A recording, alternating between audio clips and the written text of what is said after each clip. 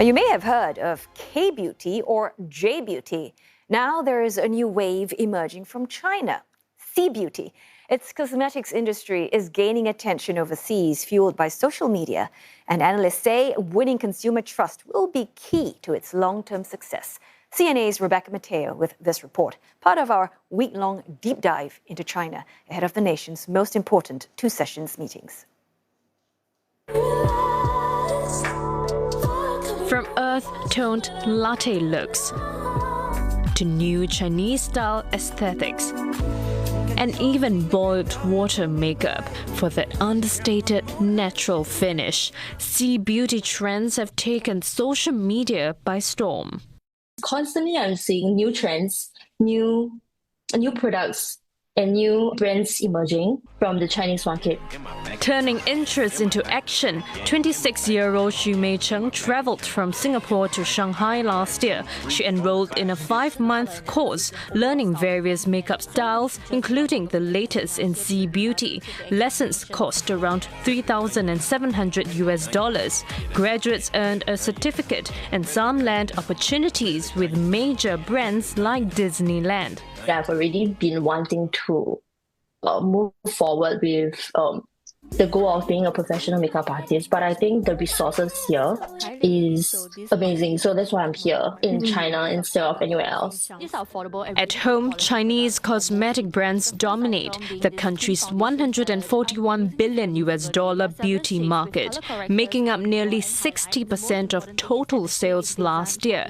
Many are now looking overseas. Last year, cosmetics firm Joy Group opened its first standalone stores outside China in Singapore. A few years ago, there was still a taboo around made in China, but after I think the boutique opened up, it really sent out a very strong message whereby now everyone is accepting this C-beauty wave and also knowing that it's very not only affordable but high quality. The company plans to expand into Malaysia, Thailand, and eventually the Middle East, US, and Europe. C-beauty companies are also adapting products for overseas markets. Joy Group tells me that some of the items here are made for Singapore's heat and humidity, with a diverse range of shades available. Some aren't even sold in China.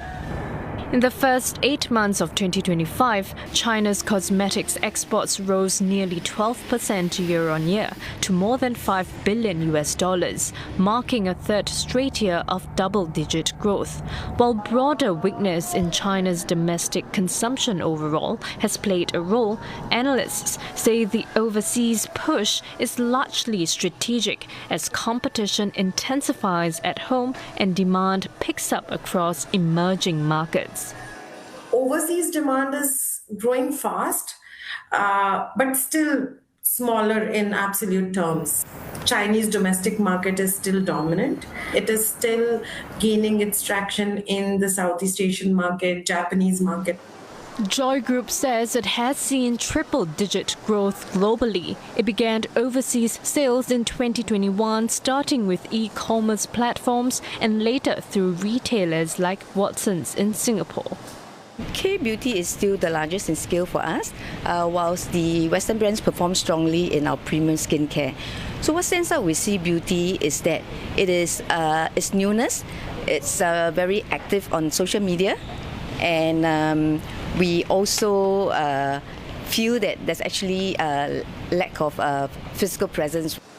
Advisory firm David Zhang and Associates estimates the global C-beauty market could grow from about $19 billion last year to over $49 billion by 2035. If C-beauty evolves from this trend machine to a trust machine, in using clearer claims, substantial claims, and simplified scientific communications. Teach routines, teach about TCM, teach about traditional Chinese cultural relevance of these aesthetics.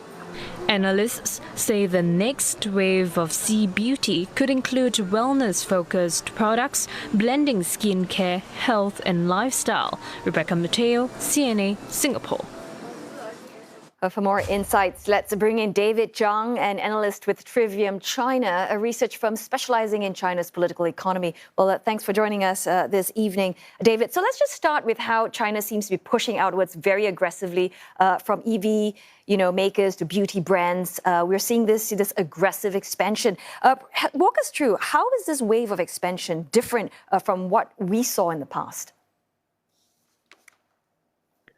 Well, we're indeed seeing a new wave of Chinese exports in, what a lot of economists and governments around the world today are calling China Shock 2.0, which is really a fundamentally different model of overseas expansion than we've seen in the past. For decades, China's been able to take advantage of its, low-cost labor, its extraordinary ability to scale up production, to become the world's factory and leader in global outsourcing.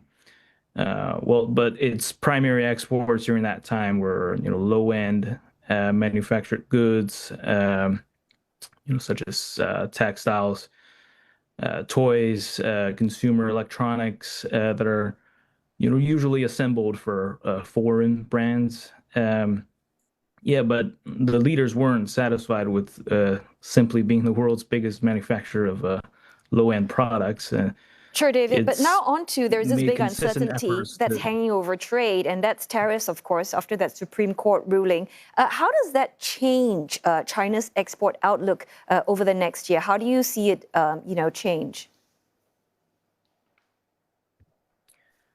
Yeah, so the new across-the-board tariffs, which now stand at 10%, were good news for China as they, help bring down China's average tariff burden.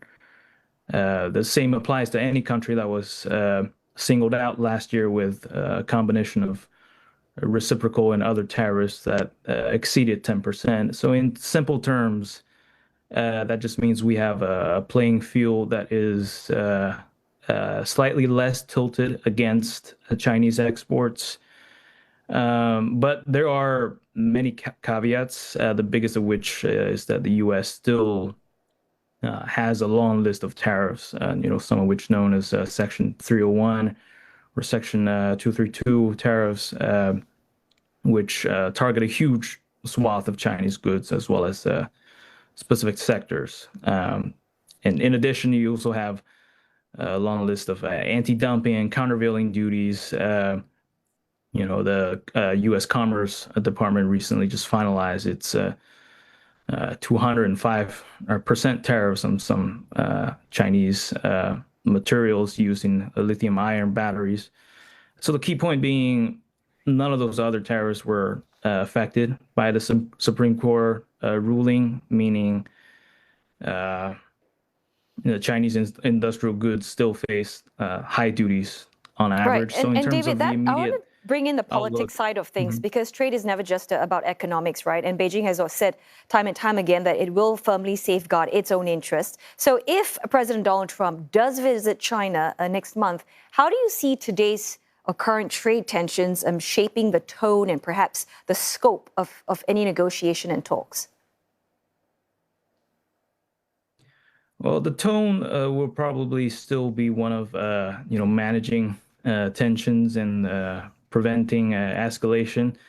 You will probably hear talk of, cooperation and mutual interests, avoiding conflicts. But it's less clear, if we'll have any broad transformative announcement on trade.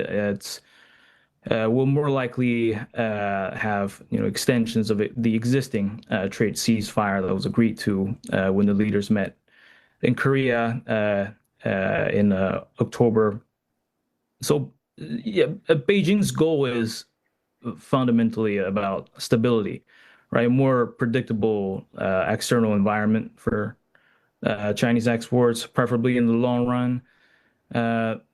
They see U.S. tariffs and other restrictive actions as destabilizing. So the priority is trying to lock in more guardrails around U.S.-China trade relations. Right. Many thanks for your analysis. Appreciate your time and thoughts. David Zhang, analyst with Trivium China, speaking to us from Washington.